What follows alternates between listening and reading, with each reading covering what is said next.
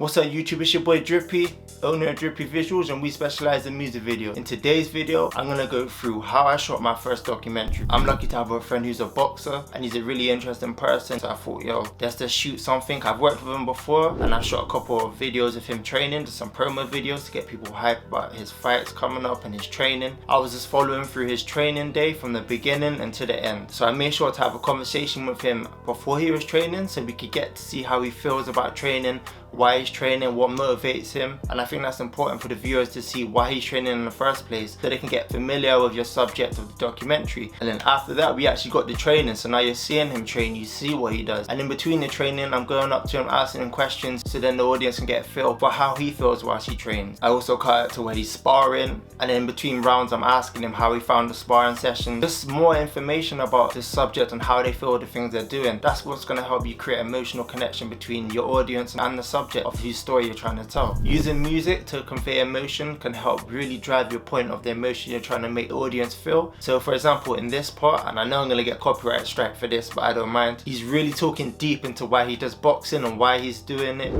That's where I want to be, and that's where I'm going to be, 100%. There's no doubt in my mind that I will be there. You know?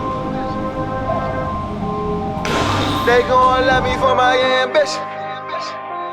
And you can see how that added music adds to what he's saying, because he's talking about ambition, and the fact the music's playing in the background just helps sell it. Capturing B-roll, cutaways, whatever you would like to call it, but getting cutaways to keep the audience intrigued with what the person's talking about is so important. By filming the things associated with what they're talking about is only going to help sell the stories that your subject is telling. Just creating natural conversations, and not everyone's going to be so just ready to speak to the camera. Sometimes you're going to have to evoke and promote natural conversation. Sometimes you may need to push the narrative in a certain way by asking them questions, allowing them to speak their mind. I know I said natural a lot. That's like the key thing I've been saying, natural, natural this, natural that, but it really does help create authentic moments and authentic conversation, which is really going to help propel the narrative you're trying to tell in your documentary. So when I shot a video when he's in the change room, I was having a natural conversation, I made sure to stay out of the way so they're able to have that conversation without seeing me. And if you think about it, imagine trying to have a conversation yourself without any cameras, and someone just walking in and out of your conversation. You're gonna find that very annoying and very distracting. Running with a minimal setup. Now I didn't even rig my camera out, I didn't even bring my gimbal.